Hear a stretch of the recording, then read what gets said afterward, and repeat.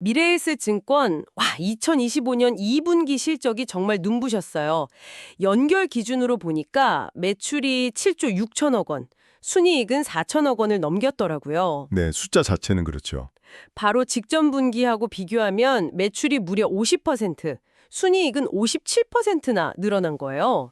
그래서 상반기 전체로 보면 벌써 세전이익이 8,600억 원 넘고 순이익도 6,600억 원을 넘기면서 작년 같은 기간보다 거의 70%, 80% 이렇게 폭증했죠.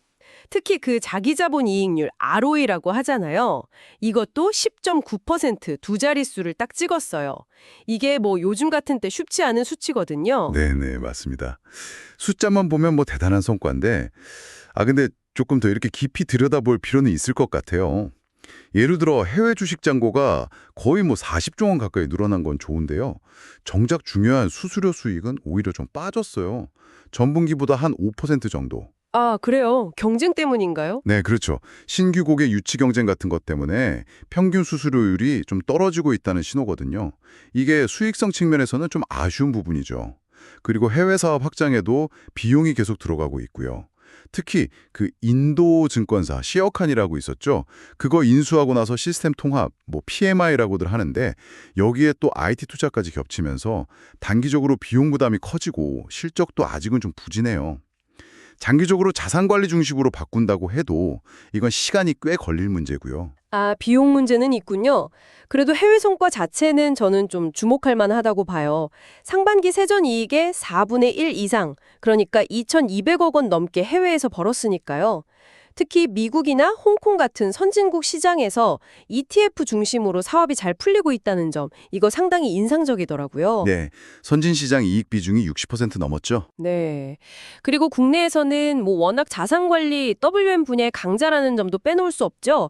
관리하는 고객 자산이 533조 원, 역대 최고치라고 하고요. 또 더 세이지 패밀리 오피스 이런 초고액 자산가 서비스도 새로 내놨고 개인 투자용 국채 이것도 상반기에만 1조 4천억 원 넘게 팔렸다고 하니까 반응이 뜨거운 거죠. 연금 시장에서는 뭐 경쟁자가 없을 정도로 압도적 1위고요. 실적 배당형 퇴직연금 쪽은 전 금융권에서도 3위 안에 든다고 하니까요. 물론 뭐 자산 규모나 해외 거점 확대는 분명 긍정적인 시그널입니다.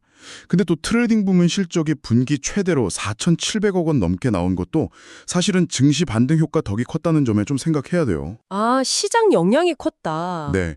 그러니까 시장 상황에 따라서 실적이 크게 좀 흔들릴 수 있다는 뜻이고 하반기에는 이런 리스크 관리가 더 중요해질 겁니다.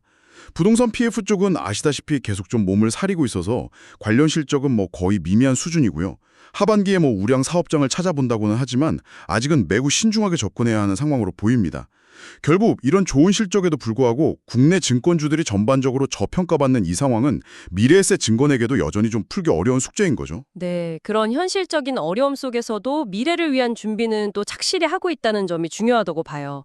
저는 특히 디지털 자산이나 자산 토큰화, STO라고 부르죠. 네네, 토큰 증권. 네. 부동산이나 미술품 같은 실물 자산을 이제 블록체인 위에서 토큰으로 만들어서 쉽게 거래하게 하는 거잖아요. 여기에 정말 발빠르게 대응하고 있더라고요. 자산 발행부터 뭐 투자, 결제까지 다 되는 시스템을 만들고 있고 작년 말, 2024년 말에 이미 1단계 플랫폼을 열었대요. 그리고 올해 상반기, 2025년 상반기에는 관련 조직도 키우고 인력도 늘릴 계획이다니까 나중에 제도가 딱 뒷받침되면 이건 뭐 엄청난 기회가 될 수 있겠죠. 인공지능, AI 역량 강화에도 진짜 진심이고요. AI가 투자 정보 요약해주고 또 PB들 도와주는 비서 툴도 만들고 그 로보 어드바이저, 노부 어드바이저 있잖아요. 여기 가입 자산이 1년 만에 1조 2천억 원이 늘어서 총 3조 3천억 원이나 된다고 해요. 와. 네, 그런 미래 막거리 발굴 노력은 분명히 의미가 있죠. 하지만 당장 넘어야 할 산도 이게 만만치가 않습니다. 방금 말씀하신 그 디지털 자산만 해도 관련 법안들이 이제 막 나오고 있는 단계잖아요. 그래서 구체적으로 제도가 어떻게 만들어질지 또 언제 시행될지 아직 좀 불확실해요. 정책 리스크가 분명히 존재하는 거죠. 아직 법제화가 관건이군요. 그렇죠. 인도 시장도 뭐 장기적으로는 잠재력이 크다고들 하지만 최근에 파생상품 규제가 강화되면서 현지 브로커리지 수익에 좀 부담이 될 수 있다는 전망도 나오고 있고요. 규제 완화 논의가 있긴 해도 여전히 변동성 요인인 겁니다. 그리고 또 하나. 과거에 대우증권 같은 회사들 합병하면서 생긴 자사주 있잖아요. 회사가 들고 있는 자기 회사 주식. 이거 어떻게 처리할지도 아직 명확한 계획이 없어요. 이게 단순히 소각하는 거랑은 좀 달라서 상법 개정 같은 외부 요인도 필요하거든요. 그래서 좀 시간이 걸릴 수 있는 문제입니다. 맞아요. 해결해야 할 과제들이 분명히 있죠. 그래도 저는 미래에셋증권이 이런 탄탄한 실적을 기반으로 해서 해외 시장 공략과 디지털 전환이라는 확실한 성장 방향을 딱 설정하고 나아가고 있다는 점, 이게 가장 큰 강점 아닐까 싶어요. 그리고 주주들한테 이익 돌려주는데도 상당히 적극적이고요. 3년 단위로 주주 환원 정책 펴고 있는데 2021년부터 지금까지 배당이나 자사주 소각으로 1조 1천억 원 넘게 돌려줬다고 하더라고요. 네, 주주 환원은 꾸준히 하고 있죠. 네, 하반기에도 자사주 더 사들일 계획이라니까 주주 가치 높이려는 노력은 계속될 것 같습니다. 정리를 좀 해보면요.